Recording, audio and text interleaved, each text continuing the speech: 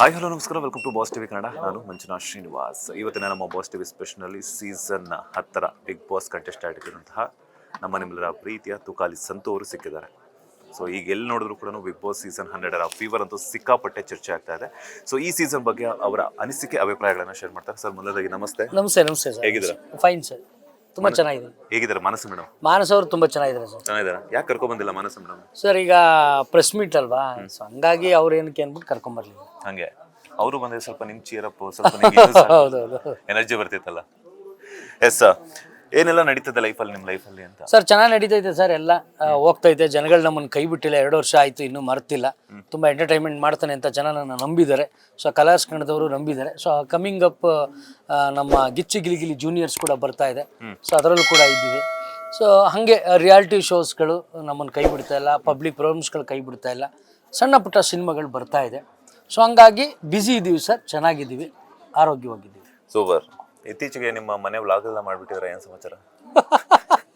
ಅಂದರೆ ಅದು ನನ್ನ ತಾಯಿ ಇದ್ದ ಮನೆ, ನನ್ನ ತಾಯಿ ತಂದೆ ಇದ್ದ ಮನೆ. ಸೊ ಅಲ್ಲಿ ಒಂದಷ್ಟು ನೆನಪುಗಳಿರೋದ್ರಿಂದ ಅದನ್ನ ಹೊಡಿದನೆ ಹಂಗೇ ಮನೇನ ಒಂದು ಸ್ವಲ್ಪ ಮುಂದೆ ಎಲ್ಲ ಒಂದು ಸ್ವಲ್ಪ ಅಲಂಕಾರ ಮಾಡಿ ನನ್ನ ತಾಯಿ ನೆನಪಿಗೋಸ್ಕರ ಇಟ್ಟರು ಒಂದು ಗುಡಿ ಅಂತ ಅನ್ಕೋಬೋದು ಅದನ್ನ. ಓಕೆ, ಈಗ ಬಿಗ್ ಬಾಸ್ ಸೀಸನ್ 12 ಫೀವರ್ ಸಿಕ್ಕಾಪಟ್ಟೆ ಚರ್ಚೆ ಆಗ್ತಾ ಇದೆ. ಕೇವಲ 2 ದಿನಗಳಷ್ಟೇ ಬಾಕಿ ಇದೆ ಫಿನಾಲೆಗೆ. ಸೊ ಹೆಂಗ್ ಮೂಡ್ ಬರ್ತಾ ಇದೆ ನಿಮ್ಮ ಸೀಸನ್ಗೂ ಈ ಸೀಸನ್ಗೂ? ಏನೆಲ್ಲ ಚೇಂಜಸ್ ಅಂತ ಅನ್ಸಿದೆ ಅಂತ? ಸರ್, ನಮ್ಮ ಸೀಸನಲ್ಲಿ ಒಬ್ರ ಮೇಲೊಬ್ರು ಒಂಥರ ಘಟಾನುಘಟಿಗಳಿದ್ದಂತಹ ಒಂದು ಸ್ಟೇಜ್ ಅದು. ಆ್ಯಕ್ಚುಲಿ ಆ ಸೀಸನ್ ಅಂತೂ ಅದ್ಭುತವಾದ ಸೀಸನ್, ತುಂಬ ಸಕ್ಕತ್ತಾಗಿತ್ತು. ಆ ಸೀಸನ್ 10 ರೀಪ್ಲೇಸ್ ಮಾಡೋಂಥ ಸೀಸನ್ ಇನ್ಯಾವುದೂ ಬರಲ್ಲ.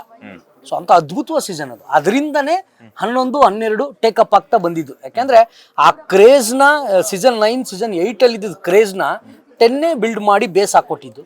ಸೊ ಅದ್ರ ಮೇಲೆ ಎಲ್ಲ ಹೋಗ್ತಾ ಇದೆ ಈಗ. ಸೊ ಹಂಗಾಗಿ ಪ್ರತಿ ವರ್ಷಕ್ಕಿನ್ನ TRP ರೈಸ್ ಆಗ್ತೈತೆ. ಇವತ್ತು ಸೀಸನ್ 12 ಇಂದ ಚಾನಲ್ ನಂಬರ್ 1 ಆಗಿ ಬಂದಿದೆ. ಎಸ್, ತುಕಾಲಿ ಸಂತು ಅವರಿದ್ದಾರೆ. ನಿಮ್ಗೆ ಕಿಚ್ಚು ಸುದೀಪ್ ಸರ್ ಒಂದು ಸಂತು ಪಂತು ಅಂತ ಹೇಳ್ಬಿಟ್ಟು. ವರ್ತೂರ್ ಸಂತೋಷ್ ಅವರು ಹೇಗಿದ್ದಾರೆ ಸರ್? ವರ್ತೂರ್ ಸಂತೋಷ್ ಅವರು ಅವತ್ತು ಹೆಂಗಿದ್ರು ಇವತ್ತು ಹಂಗೆ ಇದ್ದಾರೆ ಸರ್. ಬೆಸ್ಟ್ ಫ್ರೆಂಡ್ಶಿಪ್ ಯಾರ್ದಾದ್ರು ಇದ್ರೆ ವರ್ತೂರ್ ಸಂತೋಷ್ ಮತ್ತೆ ನಂದು. ಯಾವಾಗಲೂ ನಮ್ಮ ಅಣ್ಣ ತುಂಬ ಇಷ್ಟಪಡ್ತಾರೆ, ನಾವು ಇಷ್ಟಪಡ್ತೀವಿ. ಯಾಕೆಂದರೆ ಮನುಷ್ಯ ಯಾವಾಗ ಎಷ್ಟು ಸ್ನೇಹನ ಲಾಂಗ್ ಆಗಿ ಜರ್ನಿ ಮಾಡ್ತಾನೆ ಅಂದರೆ, ಏನು ಎಕ್ಸ್ಪೆಕ್ಟೇಷನ್ ಇಲ್ಲದೆ ಇದ್ದಾಗ ಮಾತ್ರ ಅವ್ನು ಜರ್ನಿ ಎಕ್ಸ್ಪೆಕ್ಟ್ ಮಾಡ್ತಾನೆ. ಒಬ್ಬ ವ್ಯಕ್ತಿಯಿಂದ ನಾವೇನಾದರೂ ಎಕ್ಸ್ಪೆಕ್ಟ್ ಮಾಡೋಕ್ಕೆ ಶುರು ಮಾಡಿದ್ರೆ ಸ್ನೇಹ ಕಟ್ಟಾಗುತ್ತೆ. ಎಕ್ಸ್ಪೆಕ್ಟ್ ಮಾಡಿಲ್ಲ ಅಂದರೆ ಜರ್ನಿ ಲಾಂಗ್ ಆಗಿ ಹೋಗುತ್ತೆ. ಸೊ ನಾನೇನು ಎಕ್ಸ್ಪೆಕ್ಟ್ ಮಾಡಿಲ್ಲ ವರ್ತೂರ್ ಅವ್ರ ಹತ್ರ, ಪ್ರೀತಿ ಸ್ನೇಹ ಅಷ್ಟೇ. ಸೊ ಹಂಗಾಗಿ ಇಲ್ಲಿವರೆಗೂ ಎಲ್ಲೇ ಸಿಗಲಿ ಏನೇ ಮಾಡಲಿ ಅದೇ ಒಂದು ಪ್ರೀತಿ ಅಪ್ಪುಗೆ ವರ್ತೂರ್ ಸಂತೋಷ್ ಅವರು ನಮ್ಮ ಮಧ್ಯೆ ಇದೆ. ಸೊ ಹಂಗಾಗಿ ಖುಷಿ ಆಗುತ್ತೆ ಸರ್ ಫ್ರೆಂಡ್ಶಿಪ್. 10 ಲಕ್ಷ ಕೊಟ್ರ ಯಾರಿಗೆ ಸರ್? ನಿಮಗೆ. ನಮ್ಗೆ ಯಾಕೆ ಕೊಡ್ತೀರಿ ಸರ್? ರನ್ನರ್ ಅಪ್ಪಿಗೆ ಕೊಡ್ತೀನಿ ಅಂತ ಹೇಳಿರೋದು. ನನಗೆ 10 ಲಕ್ಷ ಕೊಟ್ಟುಬಿಟ್ಟಿದ್ರೆ ಅಣ್ಣ ಅಂದ್ಬಿಟ್ಟು ಈಗ ಕೈ ಮುಗಿದ್ಬಿಟ್ಟು ಹೋಗ್ಬಿಡ್ತಿದ್ದೆ. ಪಾಪ ಅವ್ರು ನಮಗೇನು ಕೊಡೋದು ಬೇಡ. ಅವ್ರಿಗೇನಂದ್ರೆ ಯಾರಾದ್ರೂ ಸೋತ್ರೆ ಅವ್ರಿಗೇನಾದ್ರು ಮಾಡ್ಬೇಕು ಅನ್ನೋ ಒಂದು ಹಂಬಲ. ಸೊ ಹಂಗಾಗಿ ರನ್ನರ್ ಅಪ್ಗೆ 10 ಲಕ್ಷ ಕೊಡ್ತೀನಿ ಅಂತ ಹೇಳವ್ರೆ. ಅದೆಷ್ಟ್ರ ಮಟ್ಟಿಗೆ ಯಾವ ಥರ ತಗೊಂಡೋಗಿ ಕೊಡ್ತಾರೆ ಅನ್ನೋದು ಗೊತ್ತಿಲ್ಲ ಸರ್. ಅಲ್ಲ, ನಿಮ್ಮ ಹತ್ರ ಡಿಸ್ಕಸ್ ಮಾಡಿಲ್ವಾ ಅಂತ? ಇಲ್ಲ ಸರ್, ಕೊಡ್ತೀನಿ ಅಂತ ಹೇಳಿದ್ರೆ ಅದು ಹೆಂಗೆ ಕೊಡ್ತಾರೆ ಅಂತ ಗೊತ್ತಿಲ್ಲ. ಯಾಕೆ ಲಾಕೆಟ್ ಎಲ್ಲ ಹೋಯ್ತು ಸರ್? ಈಗ ಒಂಚೂರು ಶೂಟಿಂಗ್ ಹೋಗ್ತದೆ ಸರ್, ಹಾಕೊಳ್ಳೋದು ಬೇಡ ಅಂದ್ಬಿಟ್ಟು. ಯಾಕೆಂದ್ರೆ ಅಲ್ಲೇರೋ ಬಿದ್ದಿದ್ದು ಹೋಗ್ಬಿಡುತ್ತೆ ಅಂದ್ಬಿಟ್ಟು. ಸೊ ಇಮ್ಮಿಡಿಯೇಟ್ ಇಲ್ಲಿ 12:30 ಬರಬೇಕಾಗಿತ್ತು. ಸೊ ಹಂಗಾಗಿ ಅದನ್ನು ತೆಗೆದಿಟ್ಟು ಬಂದಿದ್ದೀನಿ ಸರ್.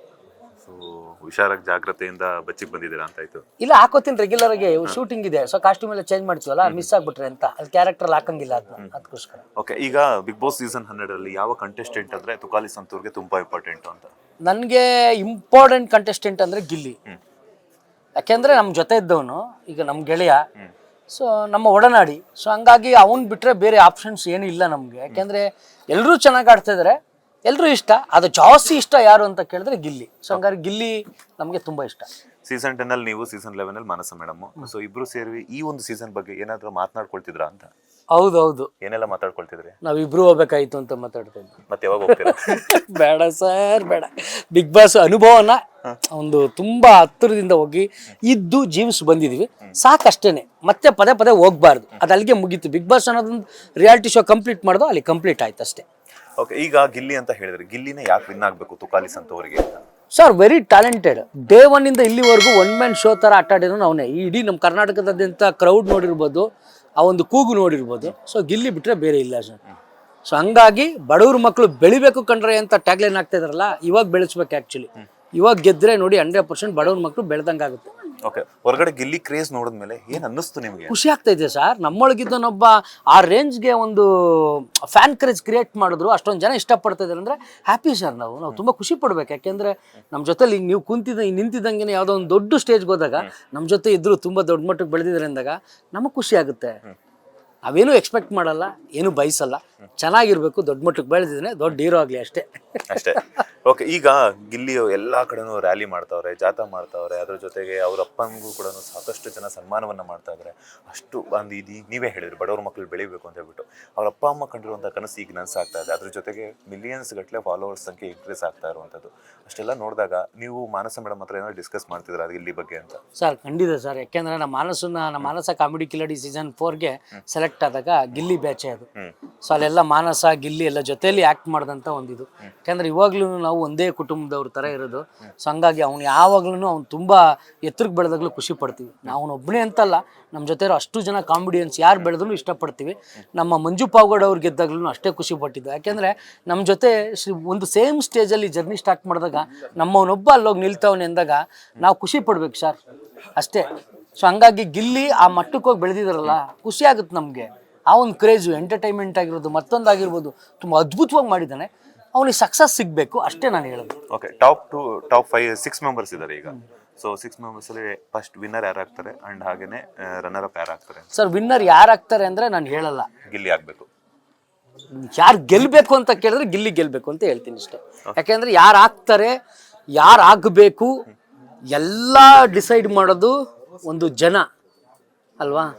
ಆ ಜನ ತೀರ್ಪು ಕೊಡ್ತಾರೆ ಅಷ್ಟೇ. ನಾನೇನು ಹೇಳಬೇಕು, ನಿನಗೆ ಯಾರು ಇಷ್ಟ, ನಿನಗೆ ಯಾರು ಗೆಲ್ಲಬೇಕು ಅಂತ ಕೇಳಿದ್ರೆ ನಾನು ಗಿಲ್ಲಿ ಗೆಲ್ಲಬೇಕು. ಗಿಲ್ಲಿ ಚೆನ್ನಾಗಿ ಆಡಲಿ ಇನ್ನೊಂದು 2 ಡೇಸು. ಹಂಗಾಗಿ ಕಳೆದ ವಾರ ಕಿಚ್ಚನ ಚಪ್ಪಾಳೆ ಅಶ್ವಿನಿ ಅವ್ರಿಗಾಗಿರ್ಬೋದು, ರೋಹಂತ್ ಅವ್ರಿಗಾಗಿರ್ಬೋದು ಸಿಕ್ಕಿರುವಂಥದ್ದು. ಸೊ ಸಾಕಷ್ಟು ಜನರಲ್ಲಿ ಒಂದಷ್ಟು ಯಕ್ಷ ಪ್ರಶ್ನೆ ಕಾಡ್ತಾ ಇರುವಂಥದ್ದು. ಕೆಲವರು ಡಿಸರ್ವ್ ಅಂತಾರೆ, ಇನ್ನು ಕೆಲವರು ಡಿಸರ್ವ್ ಅಲ್ಲ ಅಂತ ಹೇಳ್ತಾ ಇದ್ದಾರೆ. ಸೊ ಆಸ್ ಎ ಕಂಟೆಸ್ಟೆಂಟ್ ಆಗಿ ನೀವು ಯೋಚನೆ ಮಾಡಿದಾಗ ಹೆಂಗೆ ಅನ್ನಿಸ್ತಿತ್ತೆ ಸರ್? ಕಿಚ್ಚನ ಚಪ್ಪಾಳೆ ಅನ್ನೋದು ಒಂದು ವರ. ಬಿಗ್ ಬಾಸ್ ಅಲ್ಲಿ ಯಾರಾದ್ರೂ ಒಂದು ಗಾಡ್ ಇದ್ರೆ ಅದು ಸುದೀಪ್ ಅಣ್ಣ. ಸೊ ಅವ್ರು ಕೊಡೋ ವರಕ್ಕೂ ತಗೊಳ್ಳೋ ಭಕ್ತರಿಗೂ ನಾವು ಮಧ್ಯದಲ್ಲಿ ಕಂಪ್ಯಾರಿಸೇಷನ್ ಮಾಡೋಕ್ಕಾಗಲ್ಲ. ಆ ಚಪ್ಪಾಳೆ ಬಗ್ಗೆನೇ ಡಿಸ್ಕಸ್ ಮಾಡಬಾರ್ದು ನಾವು. ಯಾಕೆಂದ್ರೆ ಅದ್ರ ಬಗ್ಗೆ ಡಿಸೈಡ್ ಮಾಡೋಷ್ಟು ದೊಡ್ಡವ್ರು ನಾವಲ್ಲ. ಅದು ಬಿಟ್ಟು ಬೇರೆ ಥರದ ಕೇಳ್ಬೋದು ನೀವು. ಬ್ಯಾಕ್ ಟು ಬ್ಯಾಕ್ ಸಿನಿಮಾಗಳಲ್ಲಂತೂ ಬಿಸಿ ಆಗಿದ್ರ. ಸೊ ನೀವು ಮತ್ತೆ ಮಾನಸ ಮೇಡಮ್ ಮಟ್ಟಿಗೆ ಯಾವಾಗ ಸಿನಿಮಾದಲ್ಲಿ ಕಾಣಿಸ್ಕೊಳ್ತೀರಾ? ಸರ್ ಖಂಡಿತ ಸರ್. ಇವಾಗ ನಾವೇ ಒಂದು ಸೀರೀಸ್ ಸ್ಟಾರ್ಟ್ ಮಾಡಬೇಕು ಅಂತ ಅನ್ಕೊಂಡಿದ್ವಿ, ವೆಬ್ ಸೀರೀಸ್ ಮಾಡ್ತಾ ಇದ್ವಿ.